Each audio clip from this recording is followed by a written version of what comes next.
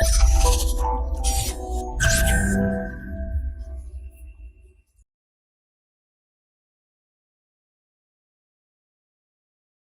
friends, this is Vijay. In our today's Hindu Daily, we are going to see the following list of topics in the display. The first one, study sheds light on how black box survive the challenges. Its significance is in preliminary GS1 and the mains GS3. Now let us dive into the topic. And here is the article for you. Kindly go through this article. Let us see few basics about the black box before getting into the results of the concerned study. And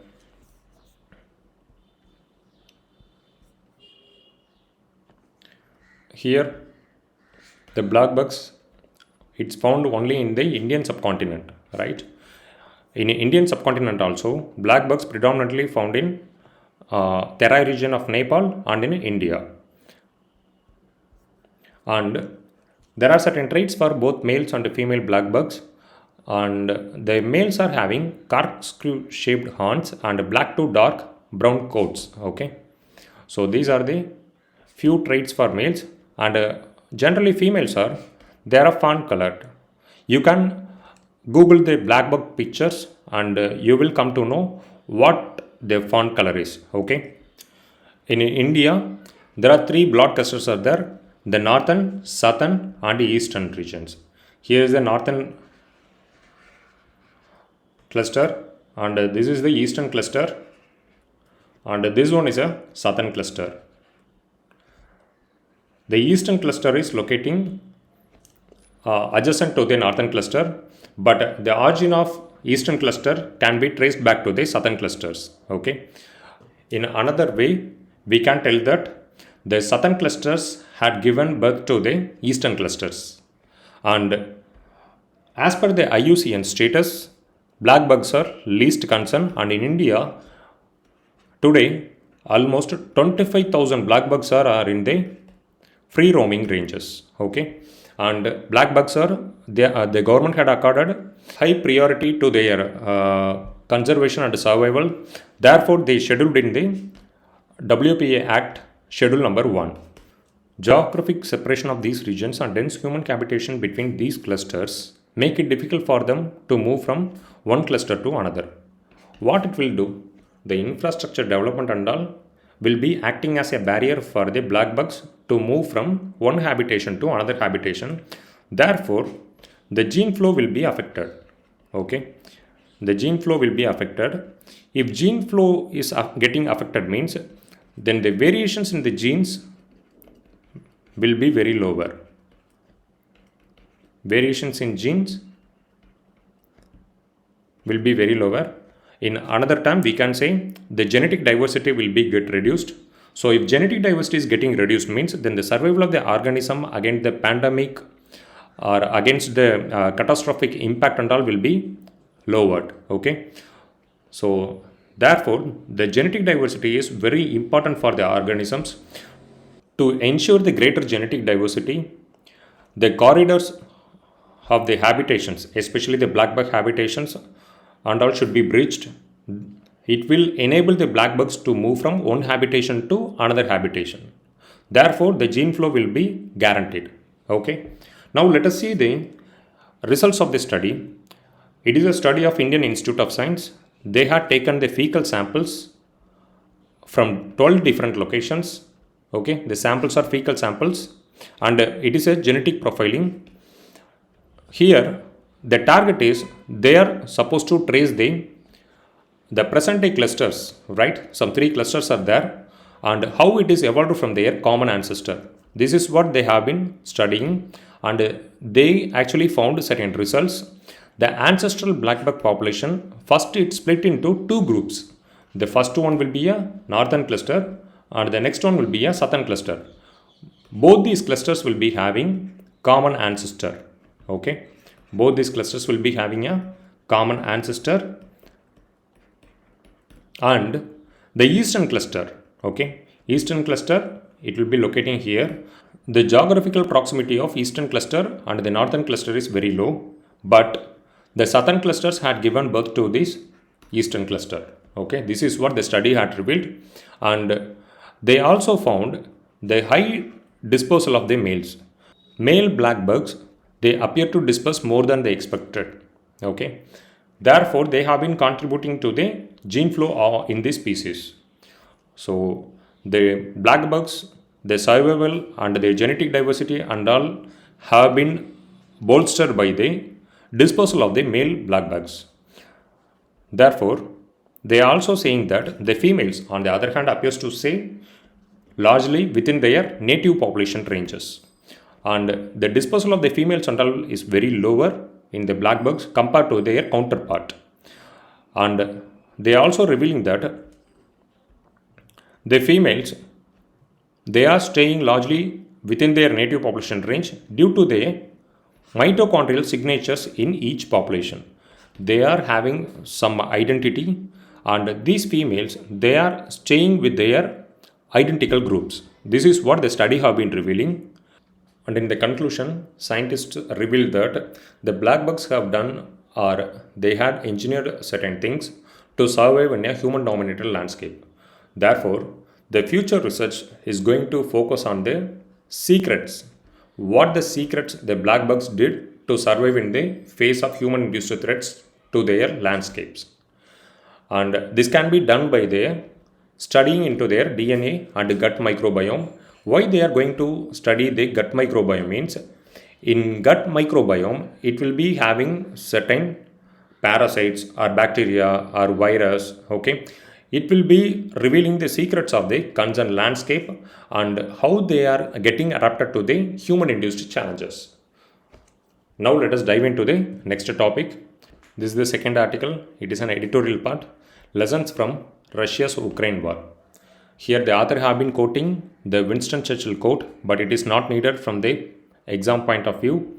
And in the introduction, he have been discussing that before the Ukraine, the Georgia had shown some ambition to join the NATO, but the Russia disrupted the Georgia's plan to join the NATO.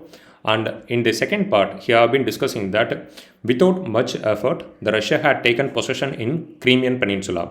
Crimean Peninsula, it belongs to the Ukraine, but in the late 2010, Russia had engineered such a plans to take back the Crimea from Ukraine. And it also neutralized the Israel and Turkey's clout in the Middle East landscape. The author also have been discussing that there is a lack of clarity in its war ambitions because these days, because of the Western support and from the ammunitions from USA, the Ukraine have been gaining the land from Russia. Therefore, there is a tactical setbacks for Russia. Okay, there is a tactical setbacks for Russia due to the enlarged supply from the Western countries. And in the end of the introduction, he also quoting the Churchill's end of the beginning of the unilateralism. Now let us see what is the course of the editorial. A New World, okay, under the title A New World, he is quoting that the Cold War ended. After the Second World War, the UN came into existence, and between 1960 to 1990, it was an era of Cold War, and in the end of the Cold War, the disintegration of USSR was happened. Okay, therefore in that 1990 the technological boom had happened. So US was in peak in the 1990s. It also flexed its muscles into the Islamic countries, especially after the Twin Tower attack. US had invaded the Afghan landscape, and it also engineered some programs in favor to its national interest in certain Islamic countries. But the result was a big blow.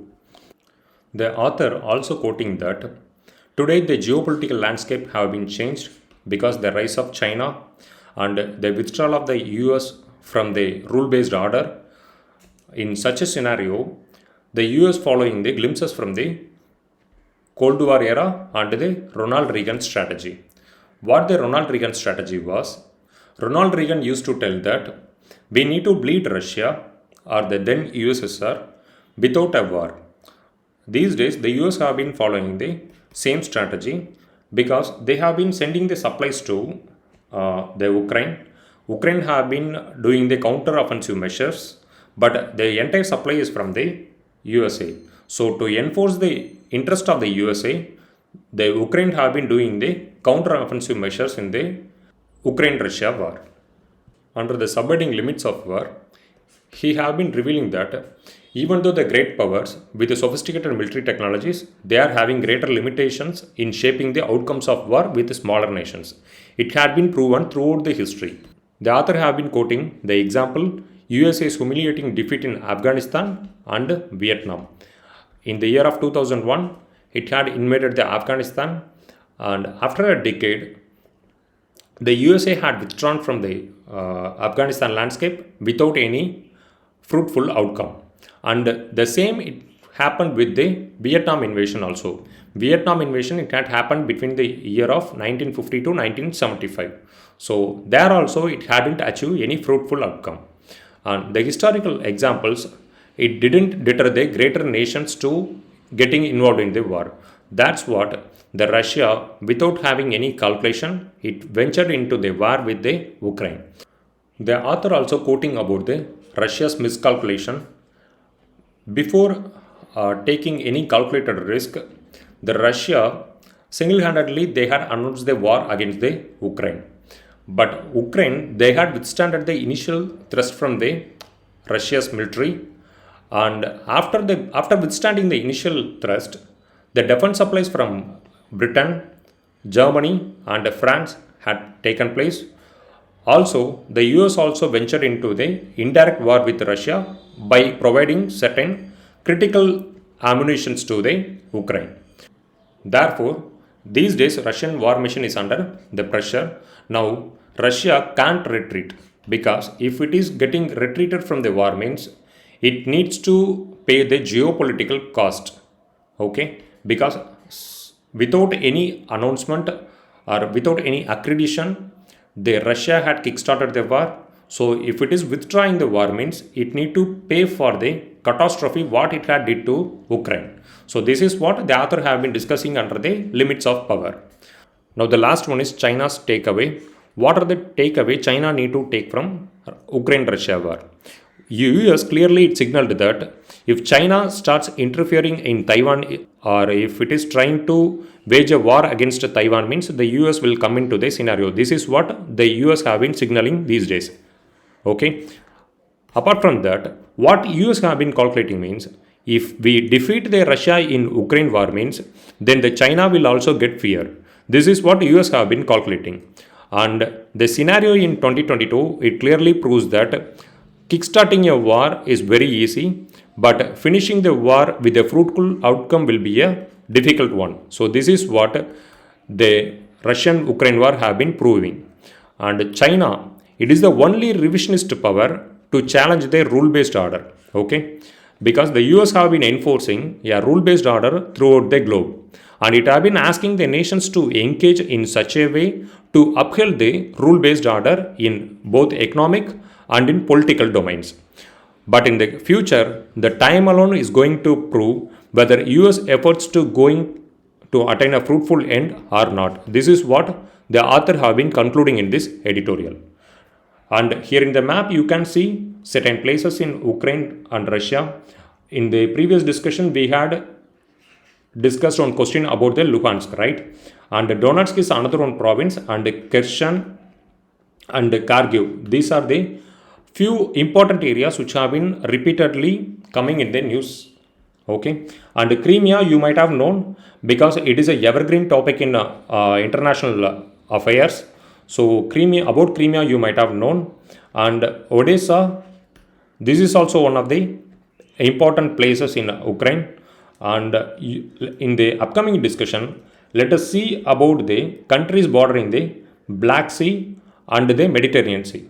Okay, now let us dive into the next topic, barking up the wrong tree. This is another article, and in this article the author have been discussing the election commission announcement about the remote voting machines.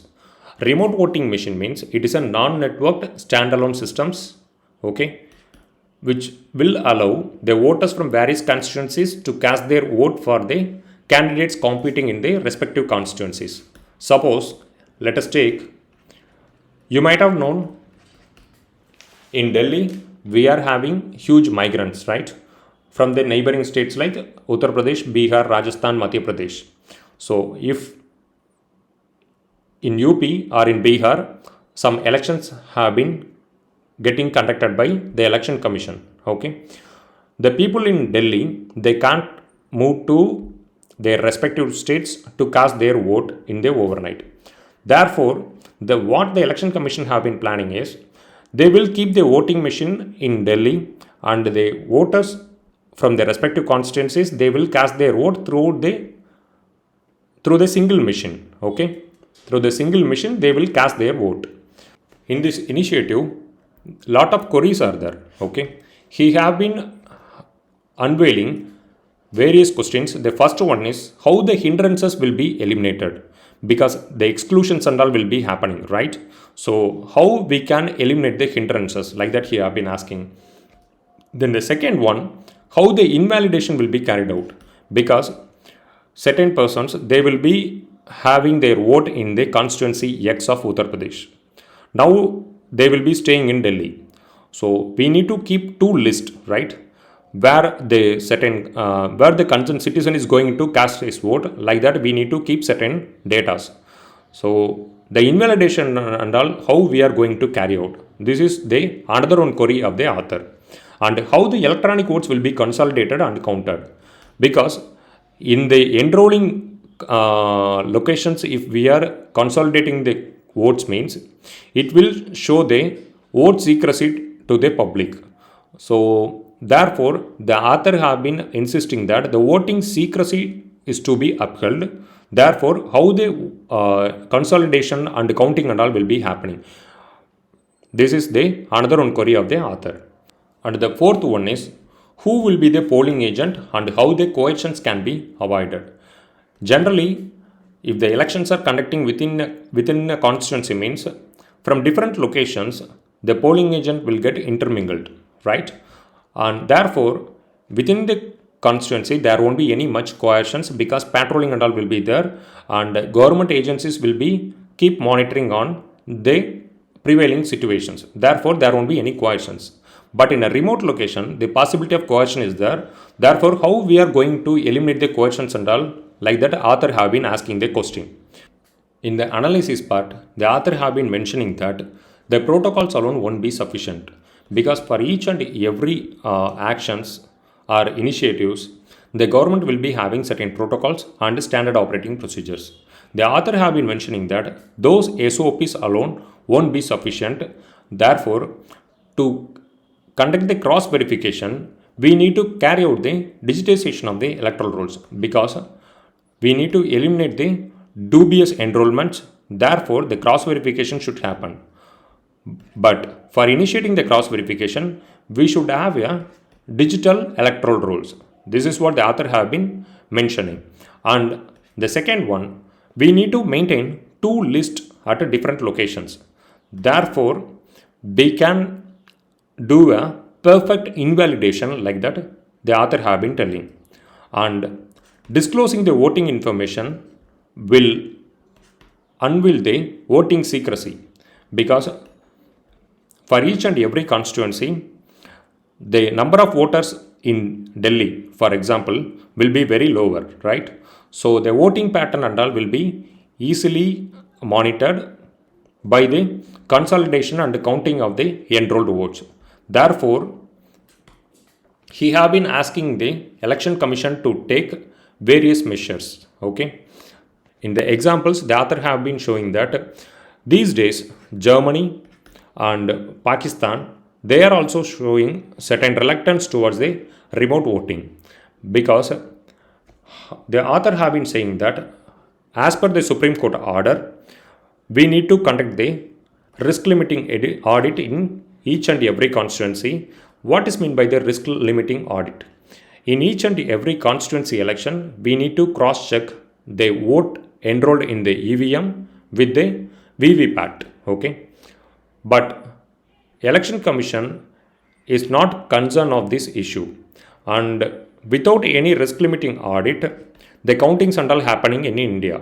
Therefore the author have been concluding that The usability demonstrations are essential for public acceptability, but they do not ensure safety or security in the remote voting. This is what the author have been mentioning. Apart from that, you need to know some 8 countries have been practicing the remote voting. In Estonia, for each and every elections, they have been keeping the remote voting system. In Canada, they are keeping remote voting system only for the local body elections. Likewise, each and every country, they are keeping certain protocols for conducting the remote votings. The article Constitution Bench to take up section 6A of Citizenship Act for preliminary determination. The Constitutional Bench led by CJI D.Y. Chandrachud on Tuesday said that it will first take up for preliminary determination whether Section 6A of Citizenship Act 1955 suffers from any constitutional infirmity. You should know certain basics about the Section 6A.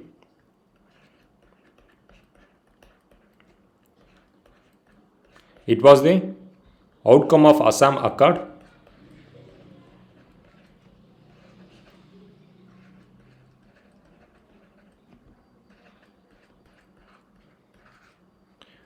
And it is applicable only to Assam.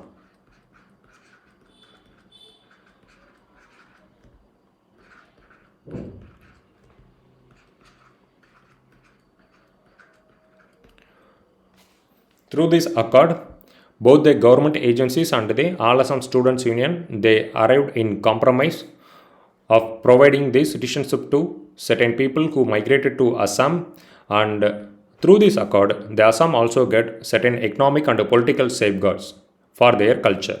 Now let us see very briefly. This article is regarding the citizenship of people residing in India. The question of the constitutionality of Section 6A of Citizenship Act 1955 is before the Supreme Court. In the year of 2014, certain agencies from or certain organizations from Assam, they had initiated the litigations to ensure the constitutionality of Section 6A. Now, the constitutional provision. The Constitution provides citizenship to persons domiciled in India, persons migrated from Pakistan, and persons migrated to Pakistan but later returned, persons of Indian origin residing outside India.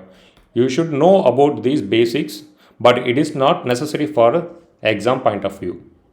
And Article 6, okay, here Article 6, which exclusively deals with the citizenship to migrants. The cutoff date fixed by the Constitution for granting the citizenship to immigrants is July 19, 1948, but in the Section 6A, the cutoff date was 1966. As per the Section 6A, the people who migrated to Assam before 1966 will be granted citizenship with their right to vote. But people who migrated between 1966 to 1971 will be getting the citizenship after the time period of 10 years. They don't have the right to vote in the meantime, but they can get the Indian passports. Under Article 11, Parliament alone has the power to deal with the acquisition or loss of the citizenship. So, with that power only, the Parliament had enacted the 1955 Citizenship Act. The Citizenship Act of 1955, it prescribed 5 ways for acquiring the citizenship. On the basis of birth, descent, registration, naturalization and incorporation of territory. If the child is getting birth in India, means he or she will be granted a citizenship, or through the descent also the child will be granted the citizenship. If the foreigner, if they are migrating to India, means after certain time period they can get their citizenship through the registration. And incorporation of territory means if India is invading certain country, or if any mutual exchange of land territory is happening between the neighboring countries and India, means it will be amounted to incorporation of territory, right? There also the citizenship will be provided. And through naturalization also, the foreigners can get the citizenship. Now the question raised before Supreme Court is regarding Section 6A. In 6A, the cutoff date is 1966, but according to the article, the cutoff date is July 19, 1948. Okay, so the Apex Court had to affirm the constitutional validity of the Section 6A. I already told you, Section 6A of the Constitution, it was an outcome of the 6-year agitation by all Assam Student Union. On the basis of that, the 1985, the Government of India and AASU, they came into an accord named Assam Accord. Here the provisions had been given. Kindly go through these provisions. Then the last article, no change in air quality in most cities covered by the national program. So you might have known the National Clean Air Program, which have been focusing on reducing the particulates, especially the PM 2.5 and the PM 10. It was launched in the year of 2019, and the target was it should reduce the program should reduce the 20 to 30% of the particulates by 2024.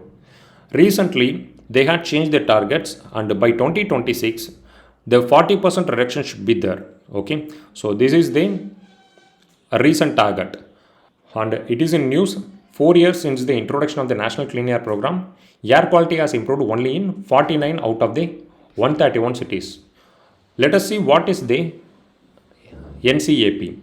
Okay, the NCAP, it announced 4 years ago. It covered 131 of the India's most polluted or non-attainment cities, and this is defined as a city whose air quality did not meet the National Ambient Air Quality Standards of 2011 to 2015. But under the National Clean Air Program, we have been focusing on only the PM 2.5 and PM 10. Okay, these are the prime targets under the National Clean Air Program, and in this line actually they had given the same. NCAP aims to bring 20 to 30% reduction in the pollution levels from PM 2.5 and 10 particles by 2024 using 2017 pollution level as a base. But these days they had revised the target to 40% reduction by 2026. Okay. Now let us see who coordinates the program. CPCB have been coordinating the program, but there are multiple ministries have been getting involved in this program. Ministry of Petroleum and Natural Gas, then Ministry of Road Transports, Ministry of Shipping. So various ministries have been getting involved in this program, but the CPCB is the lead organization in the program. How is funding disbursed?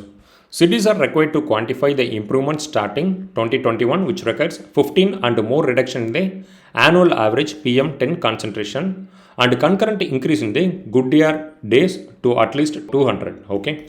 So the funding and all they have been sanctioning based on the performance. Anything fewer will be considered low, and the funding provided by the center via the Environment Ministry will be consequently reduced. So if the performance is poor means, then the funding also will be reduced. For funding purpose only PM 10 alone is getting calculated. The latest update I already told you, the center has revised the target, and now the target is the cities they should reduce 40% of PM concentration by taking the base year 2017 by the 2026. Okay, the target year is 2026 and the target goal is 40% reduction. Previously the target was between 20 to 30% by 2024. Okay, therefore what needs to be done? This is also discussed in the article itself. India will need to install more than 300 manual air quality monitoring stations per year to reach the NCAP goal of 1500 monitoring stations by 2024. Apart from that, the PM 2.5, the smaller and more dangerous particles must be monitored as robustly in all cities.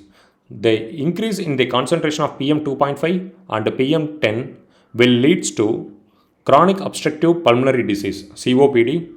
Okay. COPD, then bronchitis,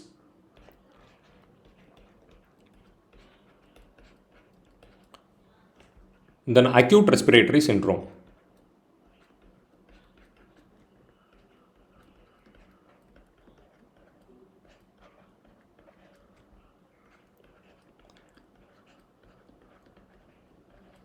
Increase in the concentration of PM 2.5 and PM 10, it leads to not only these diseases but also have been spiking the premature death rate in India. Therefore, the government agencies and people, they need to be aware of the danger of PM concentration in urban landscape. Now let us dive into the prelims and mains question part. The first one, Consider the following statement with respect to the black bug. Black bug will be also called as a Indian antelope. And the first one, recently IUCN categorized black bugs as a vulnerable species from the least concern category. No, it is a wrong statement. Even these days, they are in the least concern category. According to IUCN, they are in the least concern category and their population is almost some 25,000 in a free-ranging landscapes. The second statement, black bugs are having uniform herd size throughout their ranges. No, it is not so. Based on the forage level of the jungles, they will be maintaining the herd size. Okay, so both the statements are wrong and answer option neither A nor B is the right answer. And the second one, consider the following options with respect to the revoking citizenship in India. The first one, acquisition, and the second one, termination, and the third one, deprivation. In the deprivation, Indian government, it will deprive the citizenship of only the certain individuals. It is not applicable to all the citizens of India. Which of the following statements are correct? All the three options are right. Therefore, the answer option D is the right one. And the mains question, throughout the history, war hadn't attained any fruitful end. Describe how India needs to devise its foreign doctrine to ensure the rule-based order in Indo-Pacific region. And what are the lessons India can take from Russia-Ukraine war? Okay. Here, in the first part, we need to mention the rule-based order, how India should equip itself to the rule-based order, and we have seen the China's takeaway in the Russia-Ukraine war, right? So we need to alter those points in favor of India and we need to write this question. Okay. Let me catch you in another analysis tomorrow, friends. And thank you for your patience. Bye.